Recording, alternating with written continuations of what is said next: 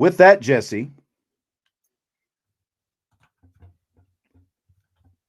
got to get this comment out of there. Are you ready for rapid fire? Let's do this. Had it covering it up. There's a lot of meat on the bone in this rapid fire. I thought so as well. ESPN.com says CJ Carr is Notre Dame's X-factor this season.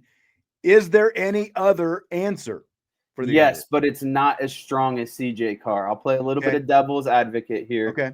I still think Jeremiah Love is an X-factor on this season. You need him to perform well at a Heisman level. He needs to shoulder majority of the load on the offensive side, especially when CJ Carr and the offense is struggling. You know, he's still a first-time quarterback, a guy who has no starts yet.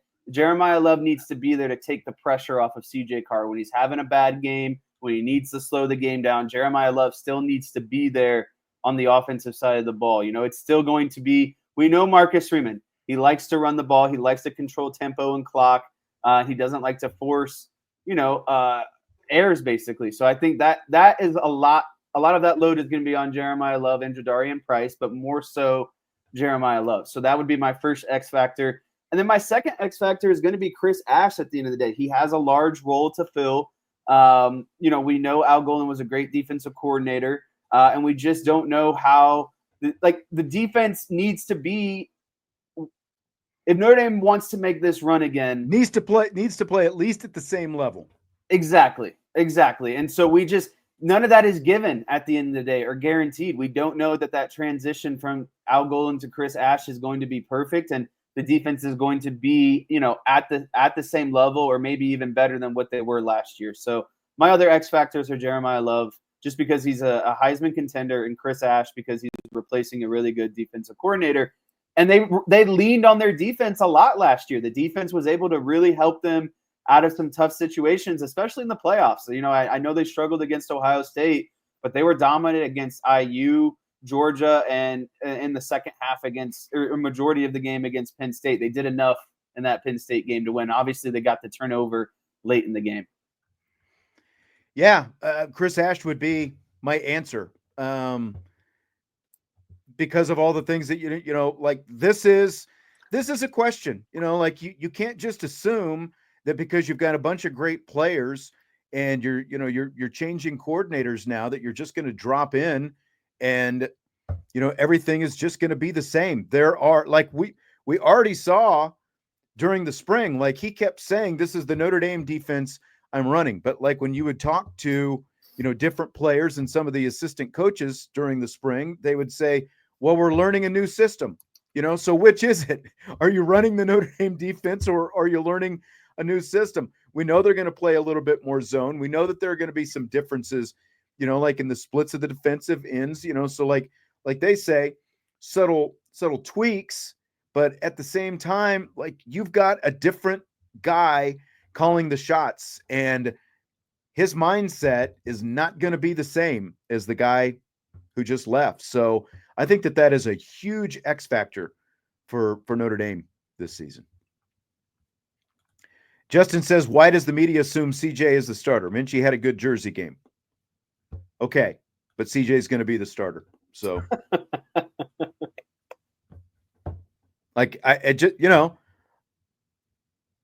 based on everything that I saw going into training camp, there's a reason everyone, thinks that CJ is going to be the starter because he played better. And I think Kenny Minchie is still a really good quarterback, but I think that CJ Carr is the better of the two quarterbacks and the more consistent of the two quarterbacks and, makes fewer mistakes between the two quarterbacks.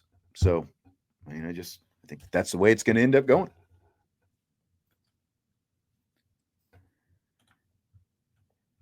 Notre Dame has announced Notre Dame has not. Okay. I'm looking at this question that I wrote and I can't even read it right. Notre Dame has announced their Irish wear green games before the season for the last 3 years. They haven't announced one yet this season. So which game do you want to see them wear green if they do it this season? So I think looking at the schedule, there's 4 games that come to mind that qualify for green. So we'll kind of go from there and eliminate. I think Texas A&M is a potential green game, Boise State, USC, and Syracuse. Oh, really? Syracuse, because it's the last game, or seniors last game? Yeah. So okay. I'm going to get rid of Texas A&M because I think it's too early in the season. First home game. I don't think Yep. that would go over well. I don't think Boise State is as big of a game. Like I know they were good last year. I don't anticipate them being as good this year. So to me, it really comes down to USC and Syracuse. USC is your longstanding rival. You don't know if that rivalry is going to continue. It's a night game, so there's going to be other antics going on. So I think it's either USC or Syracuse because again, Syracuse's senior day. I think they let the seniors pick the green jerseys a couple years ago, and they did end up doing that. So those would be my best guesses: USC and Syracuse. I think it's going to be USC, and I think it should be USC. I mean, they did it for Ohio State a couple of years ago. Last year it was the Louisville game because basically that was the best home game on the schedule. 3 years ago it was Cal. I think it needs to be USC. It's the night game, and Notre Dame just owes it to the world to make that as electric an atmosphere as possible. You don't know if you're ever going to play them again at home. That's exactly right. That's why they owe it to the world to do that. Come out in the greens. Obviously you announce it before the season. I do love the way they've done this, that they are announcing it before the season. You're not waiting until the week of the game. At least that's how they've typically done it. But I think that that should be the game. I think it should be USC, possibly the last time these two teams play in a long time. Maybe Chad Bowden's over there on the other side of the field, and it's kind of like waving at your old, like your ex on the other side of the field or whatever. Just let them have it. Let USC have it with both barrels, and just make it as great and electric an atmosphere as you can. And I think that would help. It's already going to be a great atmosphere, and you're going to have recruits in and the whole thing. Go green and just do it up all right. So Justin was saying, in reference to the CJ Carr, all I'm saying is I thought you all didn't get enough practice time to evaluate the quarterback competition. What changed? I don't think I ever said that. Now, did we get to see a whole bunch of practices? No, but we've seen CJ Carr in live settings the last couple of years. And when you look at, what changed for Notre Dame more than a year ago, at the end of Marcus Freeman's second season, decided that they needed to go to the transfer portal once again to bring in an experienced quarterback because they didn't feel like the quarterback was on the roster, who could be the starter. And at that point, CJ Carr was just joining the team as a true freshman. He went through an entire spring, he went through an entire fall, and he went through an entire season. You got to see him.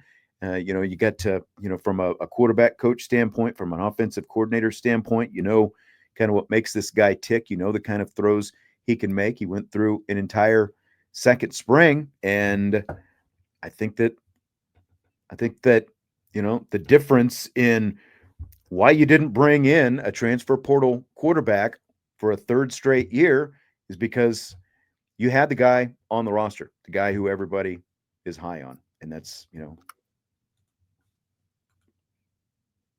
if I'm going scale of 1 to 10 right now, I'd go a hard 9+ on CJ Carr, ending up the starting quarterback.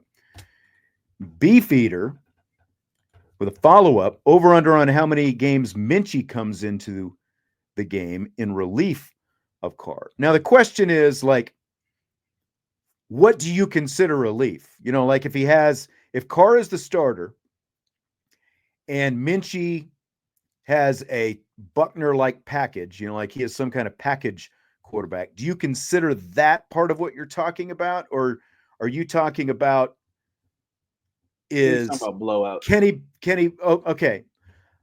I was going to say, are you talking about Carr is struggling, so he has to come in?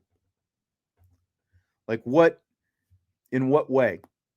Or are we just saying, how many times does Kenny Minchie see the field this season? I would say 3 to 4 games. Oh.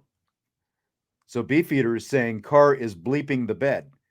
So Oh, I would say an over-under of 1.5, and I would take the under. I don't think that's going to I happen. would put 0.5 and take the under. Okay. Yeah.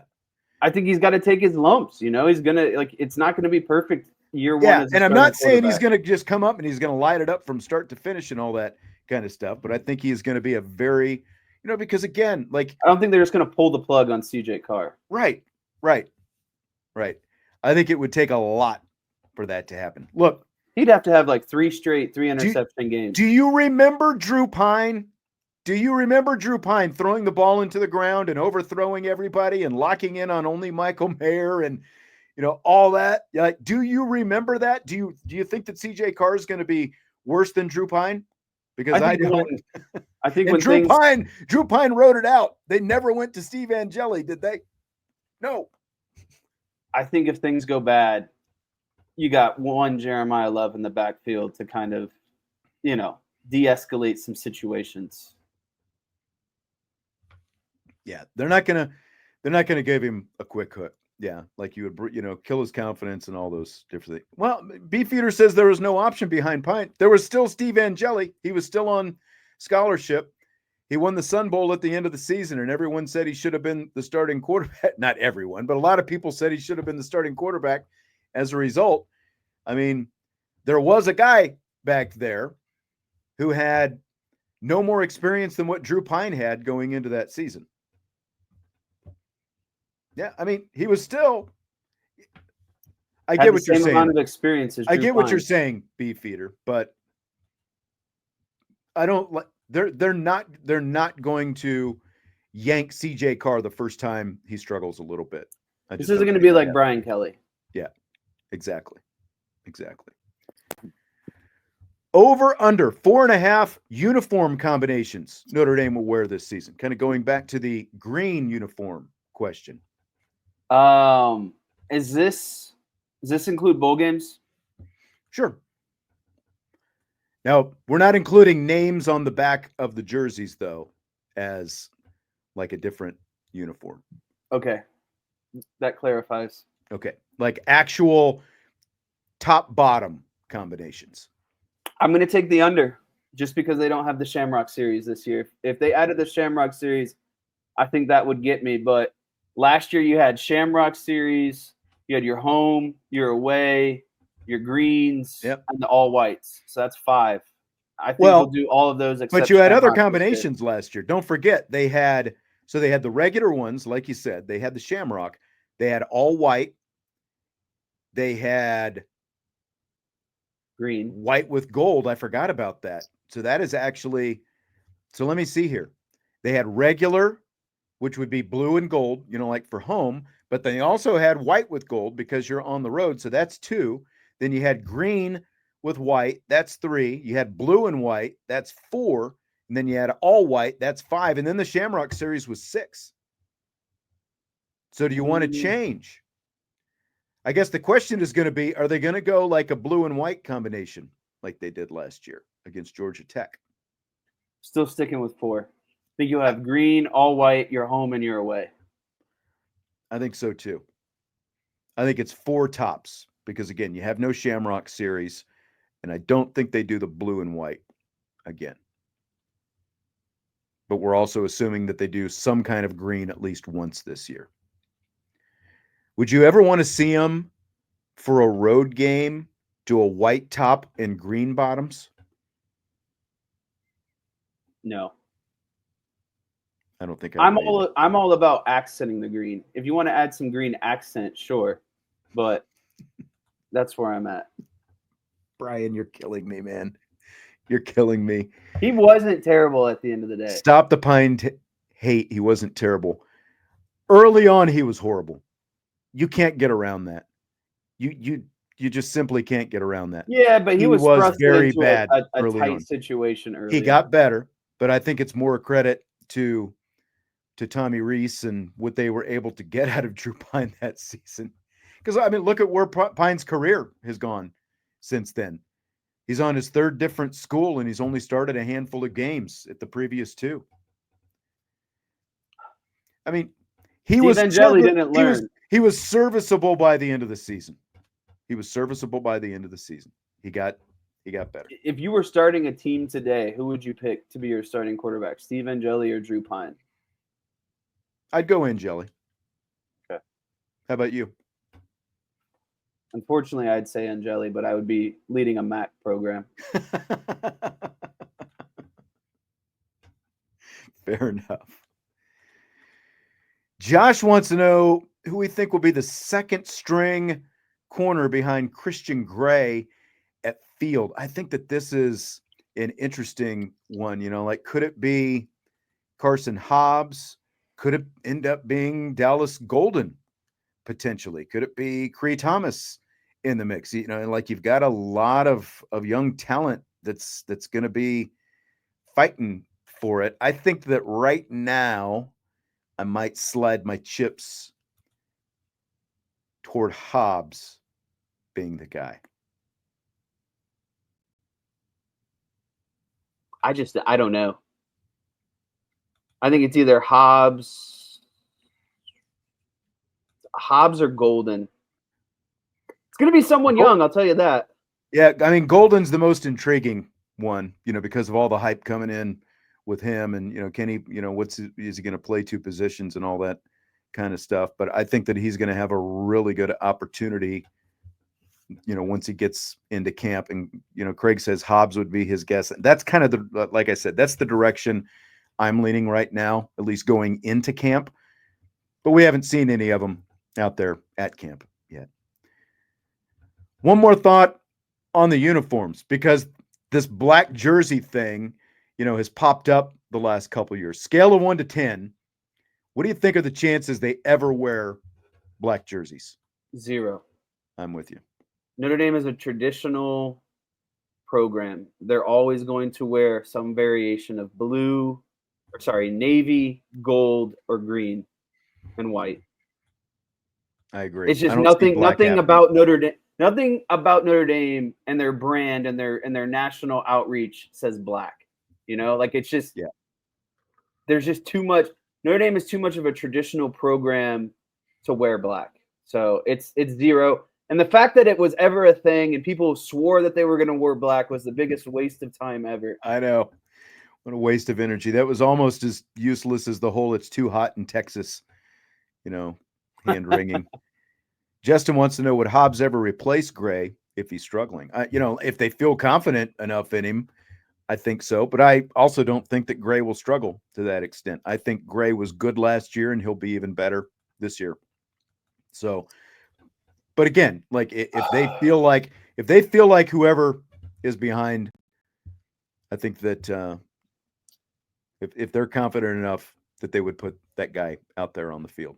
I need 30 seconds to vent here. Okay. Our maintenance guy has been working on our house for the last 3 months, and he just randomly for the last month has been MIA. Yesterday he goes up. Yesterday he texts me, "Hey, I'll be there tomorrow. Are you going to be home?" Never, "Hey, can I come by tomorrow? What time are you going to be home?" "I'll be there tomorrow." I said, "Okay, we'll be here in the evening time, but then we're going to be gone all day, or from Thursday to Sunday." No response. Just texted me, "I'll be there in 10 minutes. Sweet. Thanks for the heads up." Yeah. Exactly. Not like I have a life where I'm doing things. Right. Well, we better get to some stuff here before your doorbell or whatever starts going It's crazy. also supposed to rain on and off all night, so don't know what his thought process. We had that again here today too. So the biggest story out of SEC Media Days this week, Greg McElroy saying that someone in the know told him Nick Saban is not done coaching. McElroy says his source was, quote, pretty adamant that Saban will be coaching again. So my question, Jess, if that happens, what do you think are the most likely landing spots where Nick Saban could end up coaching next year? Got 4 of them for you. Okay. I don't think he's going to mess around with anything but the SEC or the Big Ten. He's Nick Saban. Okay. He's going to want to coach at a premier conference, at a premier school. I think LSU, Florida,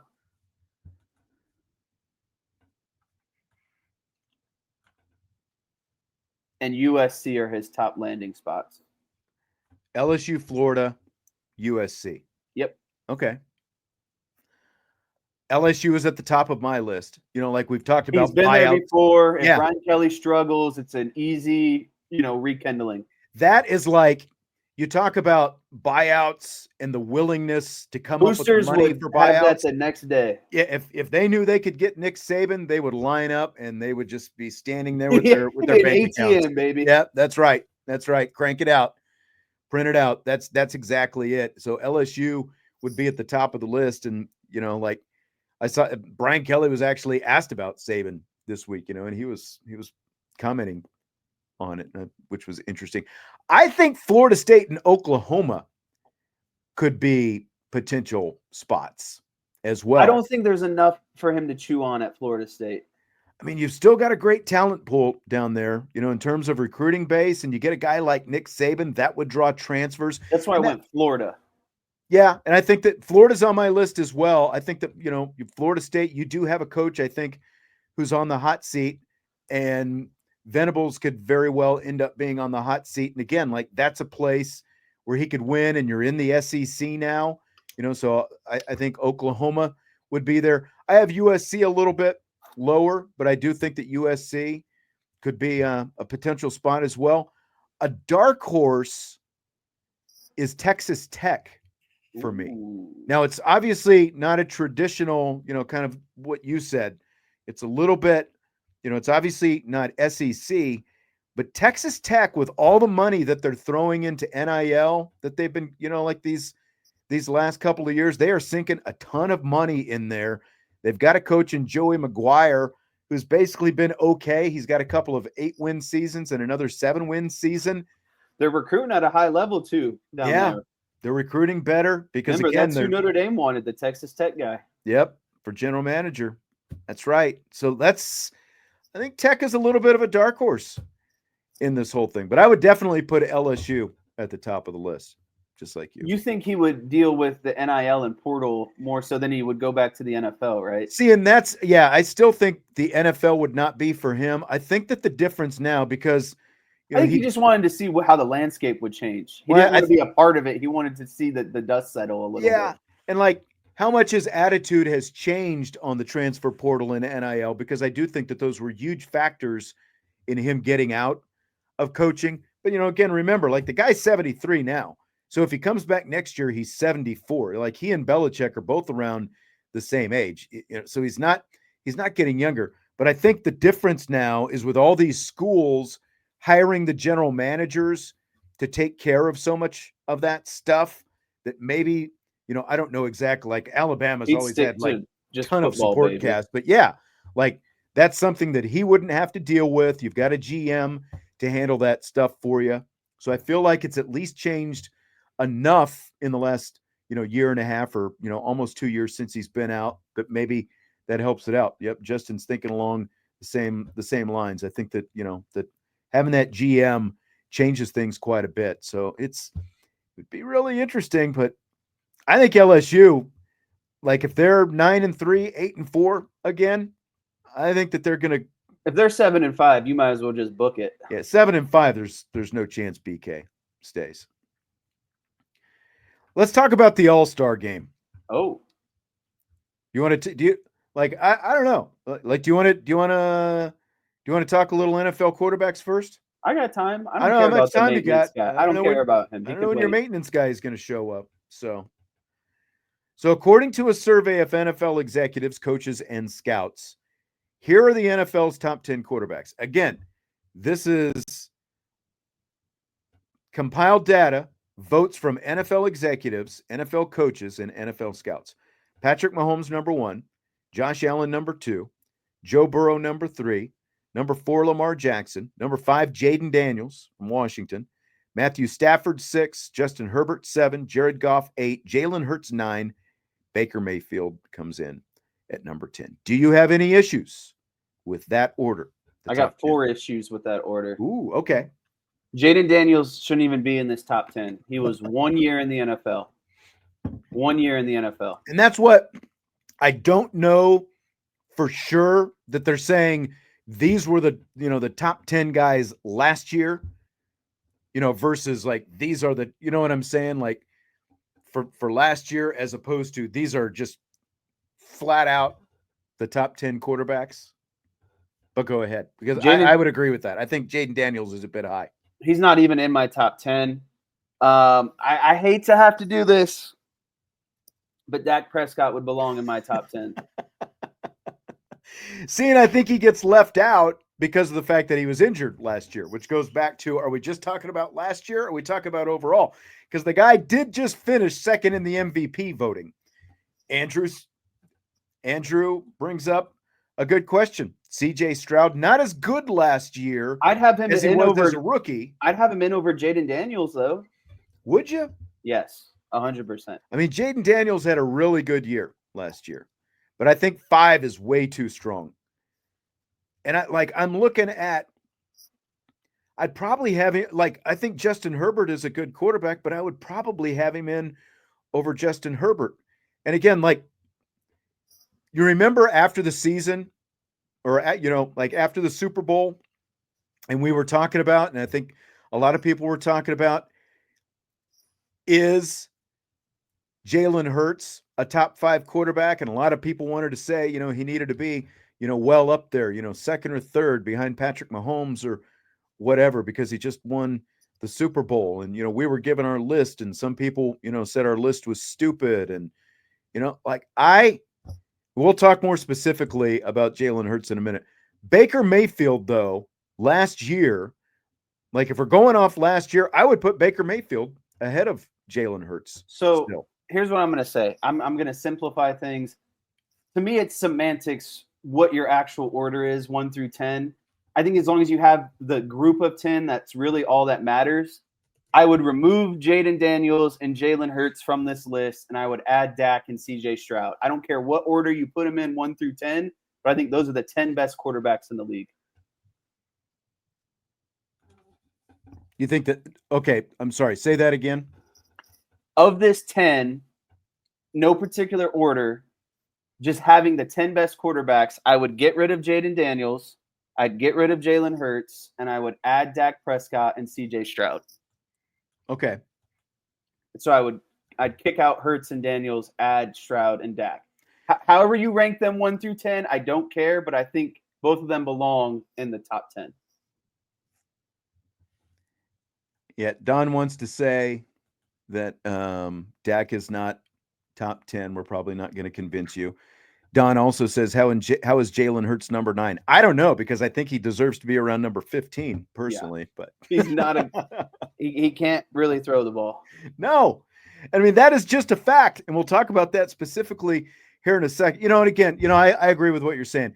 Mahomes is unquestionably number 1. And it's basically splitting hairs for those 3 guys behind him. 1 through 4 is splitting hairs. Allen, Burrow, and Lamar Jackson. Obviously, Mahomes has won Super Bowls. Joe Burrow is the only one of those guys who, was unable, or, Joe Burrow is the only one of those guys who was able to beat Patrick Mahomes. And I think that, once you get rounding out that top 10, it's going to be very subjective in terms of who you're going to put in there.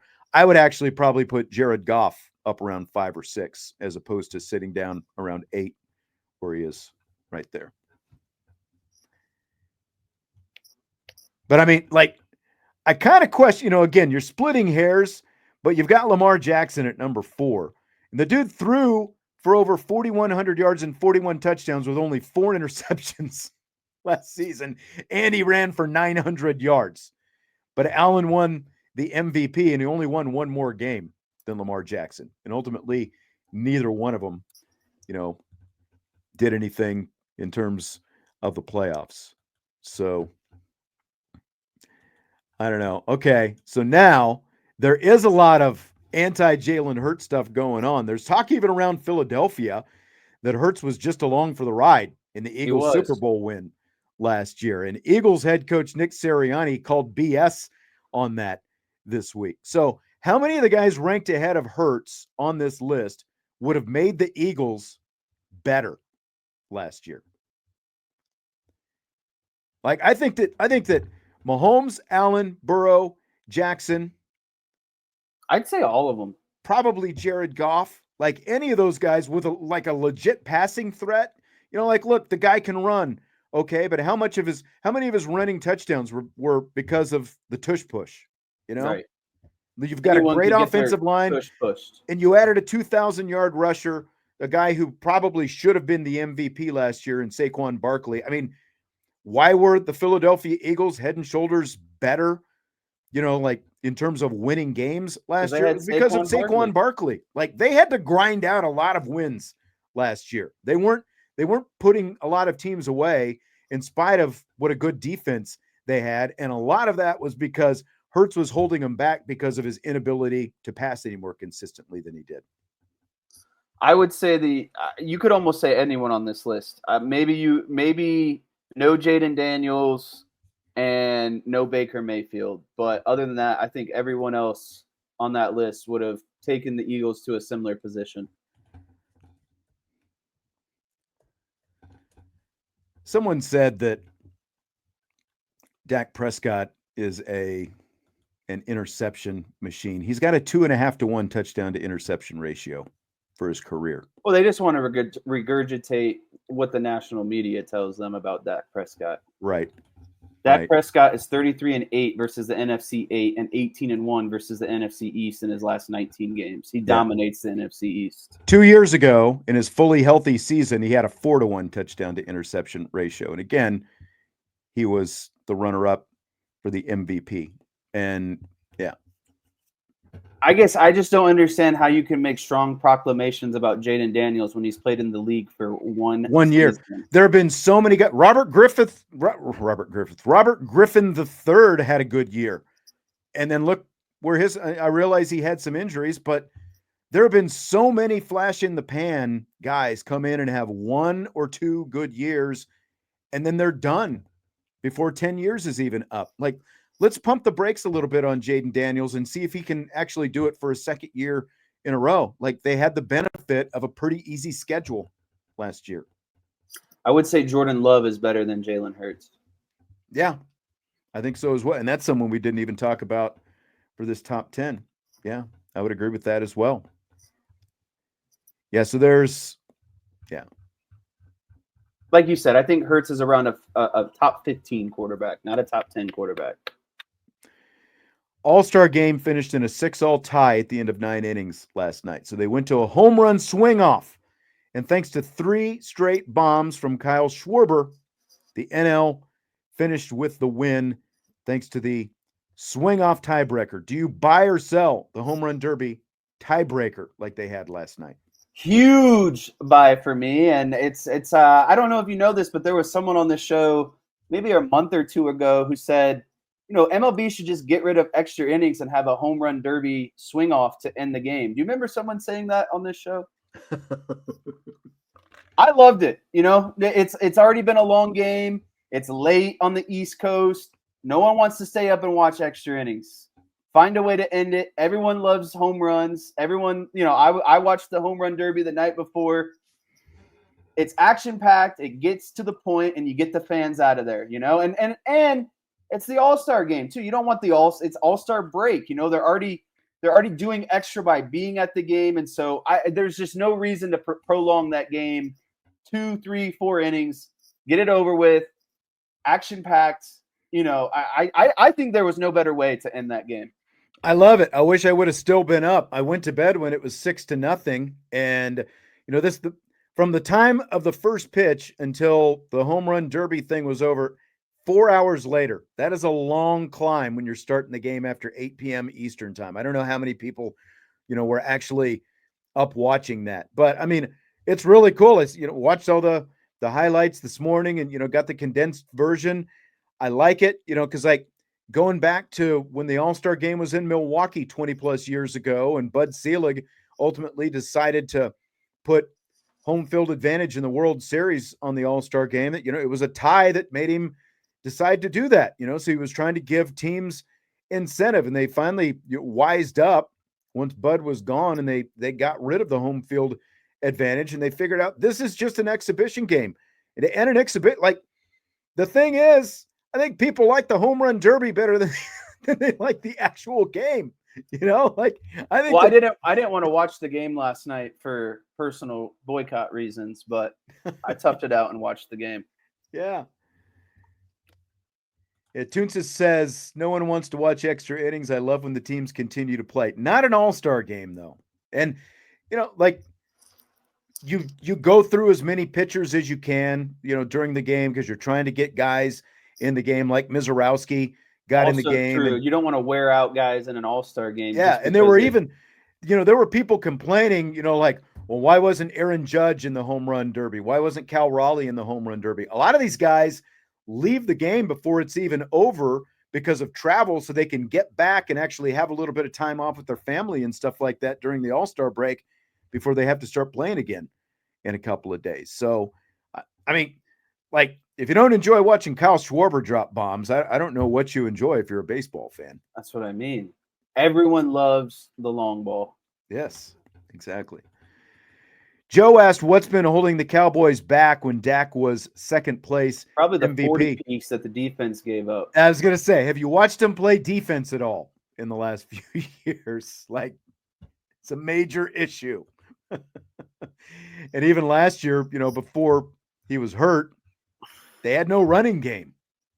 They had one receiver. Like, I don't, there's a lot of issues with the Cowboys, but the guy playing quarterback isn't it, like, or the wide receiver. No. Well, yeah. I mean, not him either, but so do you like the Derby swing? That's just what makes the Eagles so good. I'm sorry. Their roster was complete, and that's why Hurts was obsolete. They had a great defensive roster. They had 2 stud wide receivers. They had a great offensive line. They had, like you said, a running back that probably should have won MVP. I hate this doesn't just go for Dak, but unfortunately, when you play quarterback in the NFL, and especially when you play for the Cowboys, losses are going to come back to you. But it's a whole roster thing. A good quarterback can't compensate for everything else that's going on around them. And right. I'll just leave it at that. And look, to the Jalen Hurts thing, again, Brad Johnson, Trent Dilfer, Jeff Hostetler, they are all Super Bowl winning quarterbacks. None of them will ever sniff the Hall of Fame. None of them were ever considered top 5 quarterbacks in the time that they were playing. But they were on great teams that had great defenses and won Super Bowls. The Philadelphia Eagles just flat out have the best roster in the NFL. There are literally owner and a GM that are smart. Yeah, there are literally 10 other guys who, like, if you had Patrick Mahomes on that team, they would be in the Super Bowl every year and winning Super Bowls every year. As it is, they've got a good chance to be in the Super Bowl, but let's see what they do now that they've been there. Can they repeat? And Josh brings up a good point. Burrow had fantastic games and they still lost games because their defense was bad. So why does Burrow get that excuse? Why doesn't anyone else get that excuse in the NFL? Right. Because they don't play with a star on their helmet and they don't have the same kind of scrutiny that those others have. Craig D might have said my favorite comment of all time. Eli won 2 and he's not much of a QB. Yeah, but he'll probably end up in the Hall of Fame because he won 2. Thank you, Craig. You are forever immortalized in my books. There you can go. Say whatever you want after that comment. But they had great defenses and a pretty good overall roster, and they got hot at the right time in the playoffs. And that's what the Cowboys have never been able to do. And Joe says, doesn't help that they don't have a winning culture. 100% correct. Yeah. Yep. You've got an owner. Listen, I will admit to the downfalls of the Dallas Cowboys. Yeah. And Dak's not that. Yeah. We've both watched enough good and bad Cowboys football to know who the problem, who the problem lies with and who it doesn't. Do you like the Derby swing off better than starting extra innings with a runner at second base if it was an actual regular season game? Yes. I do too. I would do this in everything except the playoffs. Yeah. You play 162 regular season games. Again, no one's trying to potentially play 2 full games. There's an easy way to end this. And it's very well known that the fans want, and this is the thing too, like baseball is trending towards this, long ball, quicker games, all this stuff. And so if you're really, if the MLB is really following their own word about, more action, less time in the games, like during the regular season, there's no need to play extra inning games up to 4 or 5 extra innings. Just do what we did last night. Every team has a slugger, and every team loves a little mini home, or every fan loves a mini home run derby. So I'm all for it. I've said this before when I proposed the idea 2 months ago. I think it's great, because like you said, you save your bullpen, you do all, like each team throws his best guy out there, maybe you throw 2 out there and just keep swinging. I think that you'd probably keep more fans in the seats at the end of games. More people leave when extra innings start, right, than they do stay. They just want to get home at that point. But if you say home run derby and it's going to be over in 20 minutes, I guarantee everyone's going to stay. I think so too. You might have people trying to get back into the stadium. Would you credit it a full win though? Like, would you give it like maybe a half win or something? Or? No, I think you would. Everyone's playing by the same rules. Okay. I love the mic'd up players during the All-Star game. I think this is the second or third year they've done it. Like when they were talking to Clayton Kershaw when he was out there. I loved it too, but I didn't like PCAs. I thought he was so awkward out in center field when he was mic'd up. I didn't hear that one. I must not have been watching. It was right after the Kershaw one. I liked Kershaw's though, because he was like, "Oh, I'm about to throw this slider here. I'm about to." Like, that was cool. Well, he was like, "What do you want me to throw here?" Yeah, but like it felt like PCA was very starstruck and just kind of awkward. If you're gonna do it, but that's the thing, is you don't know who's gonna be good and who's not gonna be good, right? But like I do like the kind of, especially during an All-Star game, where it's kind of more tailored to the fan and the fan experience, and getting to see maybe some players you don't see all the time and that sort of stuff. And then obviously with Kershaw and his legacy and potentially being his last All-Star game, like, thought it was great. But it's one of the few, I feel like, in-game interviews that I actually do enjoy. Brian says, worst idea ever. Need more 15-inning games. So. As a broadcaster who has called his share of 15-inning games and, who is also, even not broadcasting, has sat through some very long games, I would say no to that. I would just no. Because as a fan, not only are you going 15 innings, so you're playing like another more than half a game once you get to 15 innings, like they've cut off beer sales. You can't even buy a beer at that point. Well, like let's think about this. If it's the third game of a series and a team needs to go, get on a plane immediately after and head towards the West Coast, or, whatever it might be, we're talking about player health, getting players to the next city. I just think whatever you can do in the regular season, like if the regular season was 100 games, I would say no, but it's 162 games, right? Like, it's a grind of a season. Those extra innings could accumulate to 4 or 5 extra games by the time the end of the season is over. So I'm not saying I want this in the playoffs, but when you're in the grind of 162 games and, we're talking about bullpen arms and player health and getting to the next city, just have some fun, I think so. Joe asked, do you get rid of the in-game interviews other than the special games? I mean, they really don't do it during the regular season, do they? Here in the network games. They do it on Sunday Night Baseball. Oh, do they? Yeah. I mean, but they're not talking to pitchers during Sunday night. No, that's true. players. That's true. Now that I think about it, you're right. Like, you'll see him talk to a third baseman, as long as or whatever. Eduardo Perez is not asking questions, I'm good. You're not a big Eduardo fan, huh? I do not like listening to Eduardo Perez. I think he's a great guy. I think he knows a lot about baseball. I just don't like the way that he talks about baseball, like, in the moment, basically. Yeah. He's just that guy that's always got to, like, say something extra, Like, he's always taking it to that next step, and it's like, dude, like, would you rather have Perez or Smoltz? Oh, you could throw A-Rod in that question and really put me in a loop. Man. I'll take it. I would take Perez. I would take Perez over either one of those. Same, unfortunately. Yeah. I never want to listen to Apple TV broadcasts again. Honestly, I'd like to see Pedro Martinez in a booth instead of just in the studio. That's why I'm hoping whatever this new Sunday Night Baseball is, whatever happens with it, I'm excited because I think it's a great opportunity to get some new voices and faces integrated into baseball. I agree. Be interesting. It's going to be really interesting to see if it happens because no one so far has bid, like no one has shown like legit interest, that interests Major League Baseball enough and interests them enough. Because I think the deal is only going to be for 3 years, and I think that most of the broadcasters want it longer than that. But MLB still thinks that they're top dollar. Like top dollar premium product. That's why they're in the predicament that they're in right now. Ron Darling is really good, Don. I've got the MLB extra innings package, and the New York Mets 3-man booth.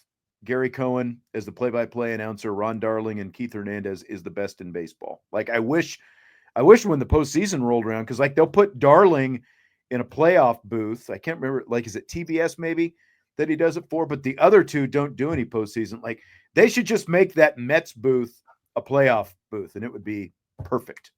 I'm biased towards Boog Sciambi, but he's not bad. I mean, he's a good play-by-play guy. I wish that there was a little more personality with him. He's a bit nerdy at times. Yeah. Not him. I'm talking about a little more personality as the analyst in that Cubs booth. Oh, yeah. From JD. Yeah. Jim Deshaies. Yeah. And he's not horrible, but it's just a little. No, I know what you mean. Yeah. Yeah. All right. Well, I think that's going to do it for tonight. We pushed not quite 2 hours, but we were pushing it, getting there. So a lot of good stuff in the mailbag earlier, and good stuff and good feedback. I always like the pushback whenever we start talking a little Cowboys. You like to feel it? Yeah, that's right. Hit the like button before you leave, and if you would, don't forget another request to subscribe to that new WSBT YouTube channel. I was drawing a blank there for a second. Let me see where we are right now on the new Sports Radio WSBT. 97 subscribers. We picked them all up in the last day, just since we launched that. So Sports Radio WSBT, head on over there, give it a follow. You're going to start finding the YouTube rapid fire videos posted there once we move over to WSBT next week. Hit the like button before you leave, and we will talk to you tomorrow. IB Nation Sports Talk.